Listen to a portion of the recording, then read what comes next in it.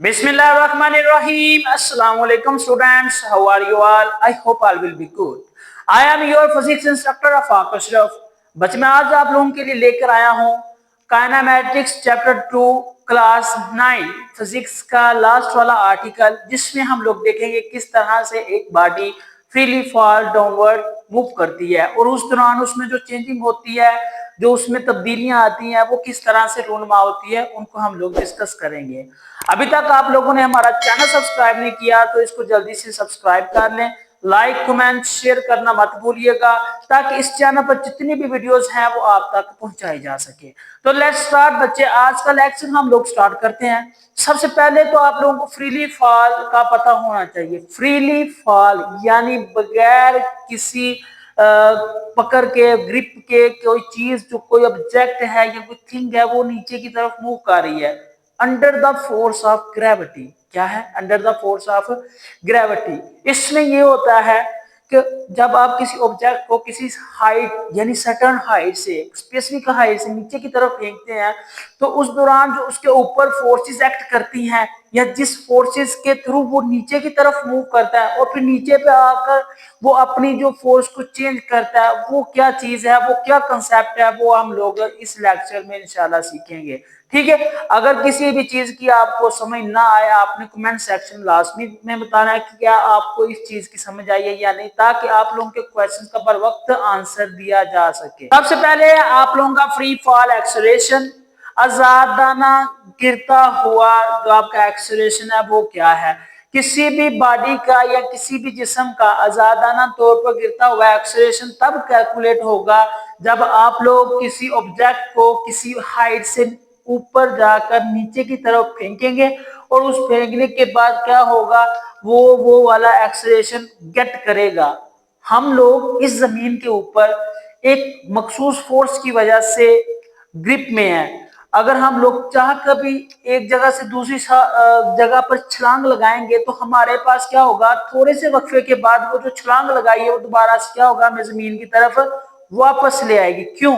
क्योंकि कायनात में एक ऐसी फोर्स मौजूद है जो हर किसी जिस्म को अपनी तरफ अट्रैक्ट कर रही है और वो जो फोर्स है वो बिल्कुल इस तरह से है। फर्ज करें आपके पास ये जो मैं अभी दायरा बना रहा हूं ना, ये समझ लीजिए कि आपके पास अर्थ है, होल अर्थ, होल यूनिवर्स।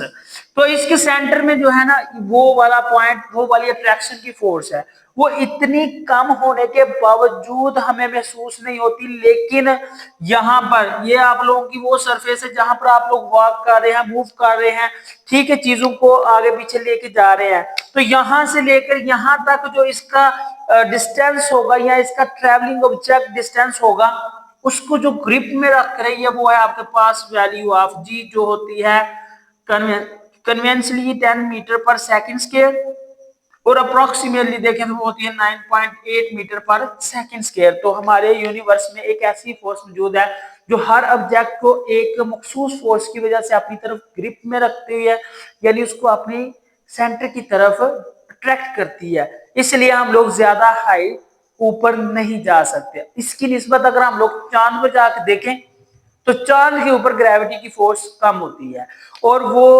आपके पास जो वैल्यू होगी वो आई थिंक इस तरह से होगी 6/g। ठीक है, ये आप लोग अभी रहने दे, ठीक है। इसको हम लोग इंशाल्लाह अपने आने वाले नेक्स्ट लेक्चर में देखेंगे। थर्ड चैप्टर में इसका काफी जो है ना जिक्र आया है, तो उसको हम लोग वहां पर डिस्कस करेंगे। फिलहाल आप लोग फ्री फॉल को समझे। फ्री फॉल क्या होता है? आजाद दाना गिरते हुए अजसाम की मोशन है, ठीक है, उर्दू में भी और इंग्लिश में। इंग्लिश में फ्री फॉल एक्सेलरेशन, उर्दू में आजादाना तौर पर गिरते हुए अजसाम की मोशन क्या होगी। When a body is falling freely under the action of the gravity of earth, जब भी कोई जिस्म जमीन की ग्रेविटी के एक्शन में गिरता है या आजादाना तौर पर नीचे की तरफ हरकत करता है, the acceleration acting on it is gravitational and dominated by g।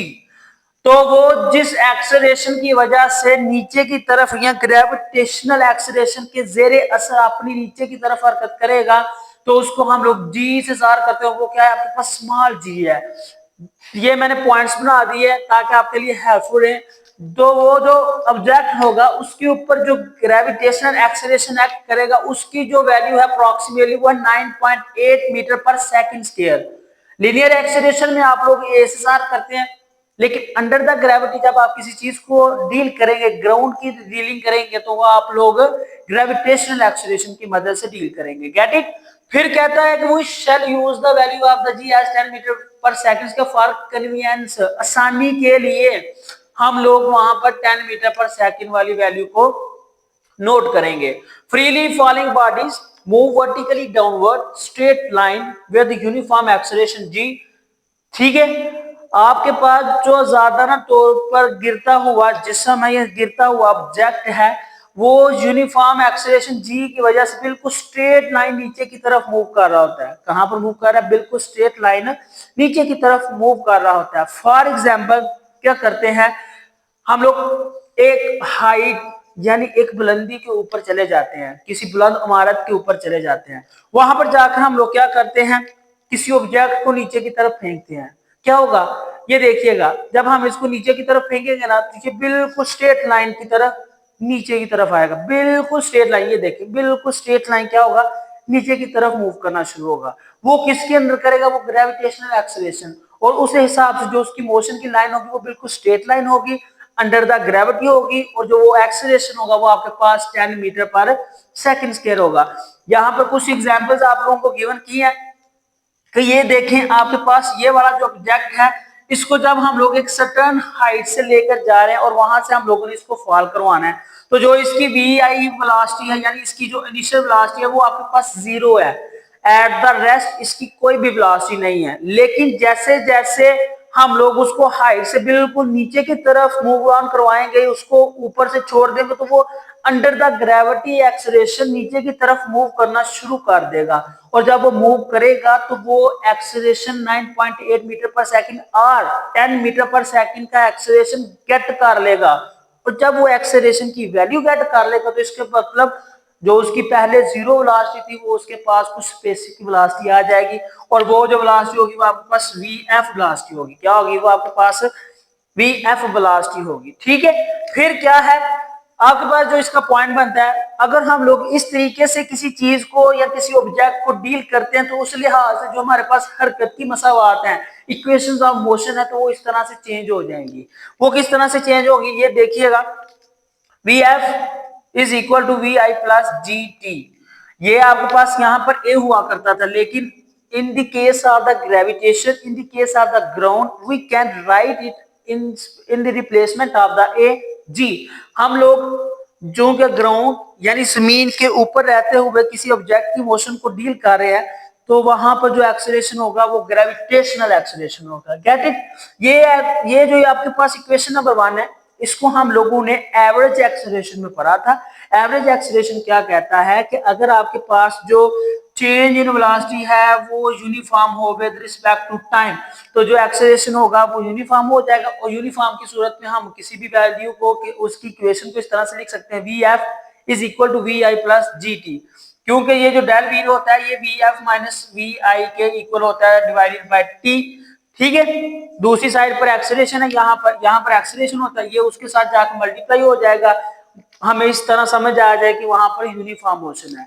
दूसरी जो आप लोगों की सेकेंड इक्वेशन ऑफ मोशन थी, हरकत की दूसरी मसावात, वो थी S is equal to V I T plus 1/2 A T square थी। लेकिन एक्सेलरेशन चूंकि हमारे पास ग्रेविटी का है तो यहाँ पर आपके पास जी आ जाएगा, साथ में जी टी स्क्वायर। और इसी तरह से आपके पास 2a s हुआ करता था, लेकिन under the gravitation 2gs is equal to V F square minus V I square. ये आपके पास हरकत की 3 मसावात आ जाएंगी। अब हमारे पास यहाँ पर क्वेश्चन आता है, इन वैल्यूज को हम लोग किस तरह से लगाएंगे, क्वेश्चन को मैनिपुलेट करेंगे और वहां पर जो इक्वेशंस की एक्सप्लेनेशन है उसको किस तरह से पॉइंट ऑफ व्यू में लेके आएंगे। उसके लिए कुछ मखसूस स्टेप्स हैं। इन स्टेप्स को आप लोगों ने बच्चे माइंड में रखना है, ताकि किसी भी ग्रेविटेशनल एक्सेलरेशन की वैल्यू को गेट करते हुए या उसको लिखते हुए आप लोगों ने उसको वैल्यू देनी है, क्या वो प्लस में आती है, क्या वो माइनस में आती है। By using these equations, we should keep the following steps in our minds. इन मसावात को हल करते हुए या इन मसावात को इस्तेमाल करते हुए हमारे पास मंदरजा कुछ रूल्स होने चाहिए, कुछ प्रिंसिपल्स होने चाहिए ताकि हम मुतलका इक्वेशन को वहां पर लगा सकें। अगर आपके पास इनमें से दो चीजें गिवन है ना, अगर आपके पास वी एफ गिवन है, वी आई भी गिवन है, आपने टाइम मालूम करना है। जी की वैल्यू तो आपको ऑलरेडी दे दी गई है, यहाँ तो उसको आप लोग 9.8, लेकिन आप लोगों का प्राइमरी लेवल है, ठीक है ना, तो इसमें आप लोग 10 मीटर पर सेकंड स्क्वायर को इस्तेमाल करेंगे, ठीक है। वो बड़ी क्लासों में आप लोग इस्तेमाल कर सकते हैं, छोटी क्लासेस में 9-10 में आप लोगों ने उसको 10 मीटर पर सेकंड ही इस्तेमाल करना है, ठीक है। फिर आपके पास जो इसका पहला स्टेप है वो क्या आ जाता है, वो आ जाता है आपके पास, if a body is release from some height to fall freely, its initial velocity vi will be taken as zero। जब भी आप किसी ऑब्जेक्ट को किसी सर्टेन हाइट से बिल्कुल नीचे की तरफ फॉल करवाते हैं, तो at the same time to the initial point, उसका जो स्टार्टिंग पॉइंट है जहां से आप लोग उस ऑब्जेक्ट को नीचे की तरफ थ्रो करेंगे या ऊपर जाकर उसको नीचे की तरफ छोड़ देंगे, तब जो उसकी इनिशियल वेलोसिटी होगी वो आपके पास जीरो होगी। जैसे जैसे वो नीचे की तरफ आएगी वैसे वैसे वो वेलोसिटी भी गेट करेगी, वो अपना एक्सेलरेशन भी गेट करेगी और वो एक्सेलरेशन जी के इक्वल होगा। नेक्स्ट फिर कहता है कि जो भी चीज उस डायरेक्शन में होगी, यानी ऊपर से नीचे की तरफ फॉल करते हुए ऑब्जेक्ट की जो डायरेक्शन है वो जारी सी बात है डाउनवर्ड है। बुक जो टेबल के ऊपर पड़ी है उसका भी वेट क्या है, डाउनवर्ड है। क्यों? ग्रेविटी की वजह से। जो आपके पास कप ऑफ टी है, चाय का कप है, उसको टेबल पर रखा हुआ है, उसका भी वेट नीचे की तरफ है। क्यों? ग्रेविटी की फोर्स की वजह से एक्सेलरेशन उसको नीचे की तरफ अट्रैक्ट करता है, ठीक है। इसी तरह से बाकी जो भी ऑब्जेक्ट्स हैं, वो जो भी चीजें हैं वो इसके अंदर ही रहती है। अगर उसकी डायरेक्शन में कोई भी चीज होगी वो एज अ पॉजिटिव कंसीडर की जाएगी, क्योंकि वो क्या है, जीरो। क्या है उसकी वेलोसिटी? जीरो, यानी पॉजिटिव कंसीडर की जाएगी जैसे जैसे वो अपने मरकज की तरफ आएगी। और जैसे ही उसको हम लोग उस मरकज से, उस सेंटर से ऊपर की तरफ भेजना शुरू कर देंगे, at the toppest point, at the highest point, एक पॉइंट आएगा जहां पर जाकर उसकी स्पीड बिल्कुल खत्म हो जाएगी। वहां से वो दोबारा क्या होगा, ड्यू टू द ग्रेविटी नीचे की तरफ आना शुरू हो जाएगा, ठीक है। The gravitational acceleration g will be taken as a positive in the downward direction। नीचे की जानब जो आपके पास किसी ऑब्जेक्ट का ग्रेविटेशनल एक्सेलरेशन होगा वो पॉजिटिव होगा, ठीक है ना, क्योंकि जैसे जैसे कोई चीज नीचे की तरफ आएगी वैसे वैसे वो अपने एक्सेलरेशन को गेट करती जाएगी, उसकी स्पीड भी ज्यादा होती जाएगी। तो इसका मतलब वो अपनी नॉर्मल स्टेट से एक अलग स्टेट में आ जाएगी। Other quantities in this direction will be taken as a positive in the downward direction। Downward direction, ठीक है। तो इसकी डायरेक्शन में जितनी भी सारी चीजें होंगी वो भी क्या ली जाएंगी, वो भी पॉजिटिव ही कंसीडर की जाएंगी। The quantities in the direction opposite to acceleration will be taken as a negative। वही चीज जो मैं आप लोगों को बता रहा था। ये देखिएगा, आप लोगों के पास ये हाइट है, let's suppose that you have a height that will be considered at a h। आपके पास ये एक h हाइट है। जब आपने यहां से किसी ऑब्जेक्ट को नीचे की तरफ गिराना है ना, तो ये जैसे जैसे नीचे की तरफ आएगा वैसे वैसे क्या होगा, इसका एक्सेलरेशन इंक्रीज होता जाएगा, इसकी वेलोसिटी इंक्रीज होती जाएगी। हम लोगों ने अपने पॉइंट में बड़ा कंसीडरली, बड़ा क्लियरली इस चीज को पढ़ा है कि एट द हाईएस्ट पॉइंट इसकी जो वेलोसिटी होती है, इनिशियल वेलोसिटी, जो आपके पास इनिशियल वेलोसिटी होती है एट द हाईएस्ट पॉइंट, वो क्या होती है, जीरो। वो आपके पास क्या होती है, फॉर एग्जाम्पल ये ब्लॉक है, ये नीचे की तरफ आएगा, एट दिस पॉइंट आपके पास जो इसकी वी आई है वो क्या है, वेलोसिटी जीरो है। लेकिन जैसे जैसे वक्त के मुसाबिक वक्त में वो नीचे की तरफ आएगी तो उसकी वेलोसिटी वी एफ हो जाएगी और वो वी के इक्वल हो जाएगी। लेट्स सपोज है वो वी के इक्वल हो गई है, तो यहाँ पर जो इसका एक्सेलरेशन होगा ग्रेविटी का वो होगा 10 मीटर पर सेकंड, यानी नीचे की तरफ जो इसका एक्सेलरेशन आ जाएगा वो 10 मीटर पर सेकंड स्क्वायर आ जाएगा। If a body is thrown vertically upward, the value of the g will be taken as a negative and final velocity will be zero at the highest point। वही ये देखें, let's suppose that हमारे पास यहाँ से जो body थी वो move कर रही थी नीचे की तरफ, तो जैसे जैसे वो नीचे की तरफ आ रही थी तो उसकी वेलोसिटी भी इंक्रीज हो रही थी। क्या हो रही थी, वेलोसिटी भी, it increase with the speed of the object. जो इसकी वेलोसिटी होगी वो क्या होगी, इंक्रीज होना शुरू हो जाएगी। It always opposes the motion of the object. ये ऑब्जेक्ट की मोशन की सम्मत की खिलाफ वर्जी करेगी, ठीक है। ये जो आपके पास अपवर्ड जाएगा और जो डाउनवर्ड है वो क्या करेगा, उसकी स्पीड को बढ़ा देगी। डाउनवर्ड जो भी ऑब्जेक्ट आएगा उसकी स्पीड बढ़ना शुरू हो जाएगी। इसका आप लोग प्रैक्टिकली भी करके देख सकते हैं। थोड़ी सी हाइट से क्या करें, यहाँ से ये देखें बिल्कुल क्या है, रेस्ट की हालत में। लेकिन जब आप इसको नीचे की तरफ छोड़ेंगे तो ये ऑटोमेटिकली क्या होगा, स्पीड अप हो जाएगी और जल्दी से जल्दी अपनी जो वेलोसिटी है, अपनी जो वहां पर एक्सेलरेशन की वैल्यू उसको गेट करने की कोशिश करेगी, क्योंकि यूनिवर्स में हर चीज खुद को स्टेबल करना चाहती है। तो उसकी भी ज्यादा से ज्यादा यही कोशिश होगी वो जल्द से जल्द अपने आप को स्टेबल कर ले। थर्ड पॉइंट है आप लोगों का, it increase with the cross sectional area of the object. ये अब एरिया के, ये ऑब्जेक्ट के क्रॉस सेक्शनल एरिया पर भी डिपेंड करती है, उसको भी बढ़ा देती है, उसके भरने से भी इसकी स्पीड क्या हो जाएगी, ज्यादा। लेकिन क्योंकि हमारे पास एयर रेजिस्टेंस है, में भी उसकी स्पीड थोड़ी सी कम हो जाए और वो दूसरे ऑब्जेक्ट जिसका क्रॉस सेक्शनल एरिया बिल्कुल ही फ्लैट है, मतलब ना होने के बराबर, उसका क्रॉस सेक्शनल एरिया इस तरह से फ्लैट नहीं है, एक फ्लैट और एक, फॉर एग्जांपल आप लोग एक स्टोन को और एक बुक को या फिर आप लोग एक कार्डबोर्ड को ऊपर से नीचे की तरफ फेंकते हैं, तो क्या होगा, जो आपके पास पत्थर है वो ज्यादा जल्दी नीचे की तरफ आ जाएगा। उसकी वजह उसका क्रॉस सेक्शनल एरिया छोटा है, जो नीचे आते हुए हवा की रेजिस्टेंस उसने अफोर्ड करनी है या उसको फेस करना है, वो भी कम फेस करेगा और उसके नतीजे में उसकी स्पीड क्या हो जाएगी, ज्यादा हो जाएगी और फिर वो ज्यादा स्पीड से नीचे की तरफ हरकत करेगा। ठीक है, इसी लिहाज से जब आप लोग किसी कार्डबोर्ड को नीचे की तरफ करेंगे, आप लोग किसी कार्डबोर्ड को, लेट्स सपोज दैट आप इसी, ये आपके पास स्टोन है, ठीक है, और ये आपके पास कार्डबोर्ड है, जब आप किसी कार्डबोर्ड को नीचे की तरफ फेंकेंगे तो फिर क्या होगा, इसकी ये जो सरफेस होगी ना, ये वाली, ये जो फ्लैट सरफेस है, ये फ्लैट सरफेस एयर रेजिस्टेंस की वजह से क्या होगा, इससे ज्यादा स्लोली मूव करना शुरू करेगा और एट द रिजल्ट ये ज्यादा देर और ये कम देर में नीचे की तरफ पहुंच जाएगा और अपने आप को स्टेबल कर लेगा to by getting the value of g. यहां पर ये आपके पास कुछ पॉइंट लिखा है, the entire time the ball is in the air the acceleration is constant।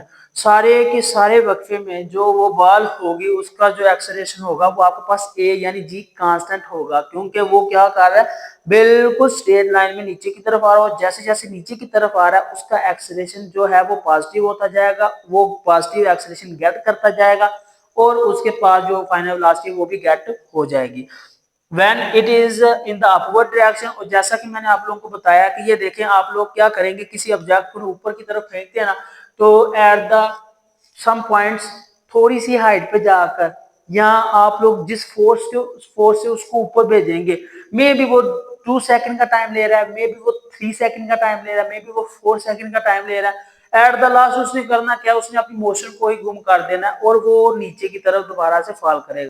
जैसा कि आप लोग जानते हैं कि हम लोगों ने नीचे की तरफ काफी ऑब्जेक्ट्स को मूव डाउन करवाया, तो उसके नतीजे में क्या होता है, एक्सेलरेशन ज्यादा हो जाता है, उसकी वेलोसिटी की वैल्यू भी ज्यादा हो जाती है as compare to the initial, क्योंकि इनिशियल में वेलोसिटी क्या हो जाती है, उसकी जीरो होती है, क्या होती है, जीरो होती है। ठीक है, फिर आप लोग एक और एग्जांपल ले सकते हैं कि एट द इनिशियल पॉइंट अगर आपके पास उसकी वेलोसिटी क्या है, वी आई जीरो है, ठीक है, लेकिन कुछ वक्त के बाद उसकी वेलोसिटी हो जाती है V F is equal to V, यानी नीचे आने के बाद उसने वेलोसिटी वी अचीव कर ली है, ग्रेविटेशनल की वैल्यू हो जाएगी 10 मीटर पर सेकंड। अब आप लोगों ने यहाँ पर क्या करना है, आप इसका टाइम निकाल सकते हैं। टाइम के लिए हम लोग कौन सी इक्वेशन, हम लोग पहली इक्वेशन यूज करेंगे, V F is equal to V I plus G T, वहां पर जी की वैल्यू, वी एफ की वैल्यू, वी आई हमारे पास जीरो है तो टी की वैल्यू आसानी के साथ अचीव हो जाएगी। ये था आप लोगों का फ्रीली फॉलिंग एक्सेलरेशन।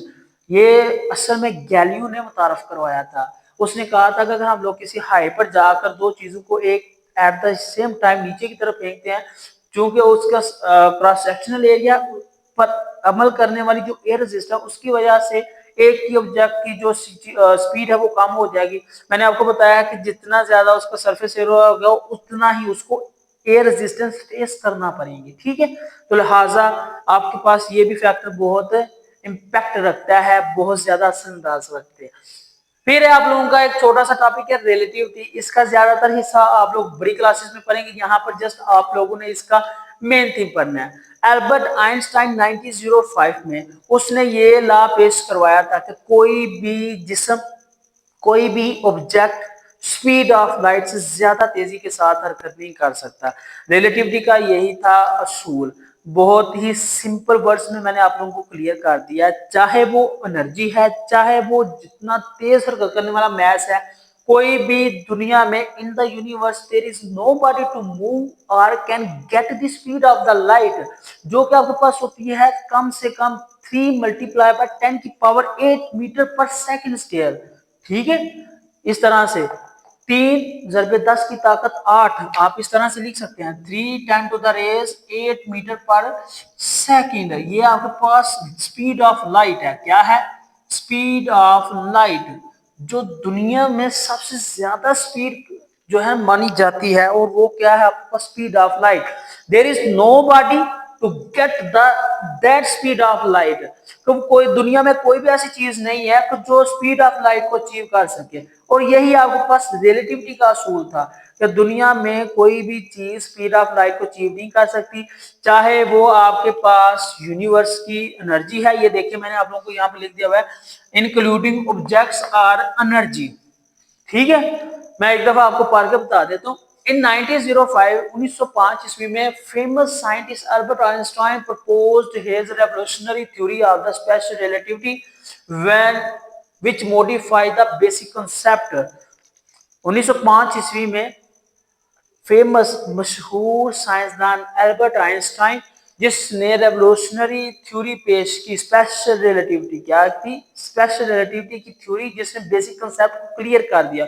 और वो जो बेसिक कांसेप्ट है वो क्या हुआ, मैंने आप लोगों से शेयर कर दिया। The speed of light in the vacuum which is approximately equal to 3 lakh kilometre per second. ठीक है, पर सेकंड इतनी ज्यादा होती है speed of light. That will be equal to 1,86,000 miles per second square, जो इतना सफर तय कर सकती है जो स्पीड ऑफ लाइट है। ठीक है, according to the Einstein theory of the relativity nothing in the universe including objects और energy can travel faster than the speed of light. वही चीज जो मैंने आप लोगों को बताई है, दुनिया में कोई भी ऐसी चीज नहीं है जो स्पीड ऑफ लाइट के साथ अपनी मोशन या अपनी स्पीड को कंपेयर कर सके, यानी इससे ज्यादा स्पीड कोई भी चीज नहीं हो सकती। The speed of light is the maximum speed at which anything can travel through space. किसी भी खला में मूव करने के लिए अगर किसी ऑब्जेक्ट के पास स्पीड ऑफ लाइट है, वो सबसे ज्यादा वैल्यू रखने वाली स्पीड ऑफ लाइट है, और उसकी बदौलत वो किसी भी चीज को वहां पर कंपेयर नहीं कर सकती। This is known as the universal speed limit. हम लोग इसको यूनिवर्सल स्पीड लिमिट के नाम से जानते हैं। ठीक है,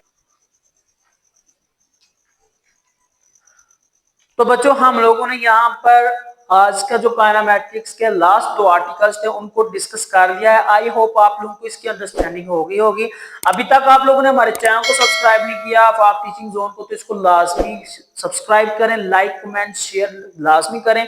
और अगर किसी चीज की समझ नहीं आती तो आप लोगों ने कमेंट सेक्शन में लाजमी बताना है, ताकि आप लोगों के क्वेश्चंस का आंसर दिया जा सके। आई होप आप लोगों को अंडरस्टैंडिंग हो गई होगी। ठीक है, अगर आप लोगों के पास इस चीज का कोई भी रिलेटेड क्वेश्चन हो तो वो आप लोगों ने लाजमी हमसे पूछना। तब तक के लिए मुझे दे इजाजत। अल्लाह हाफिज।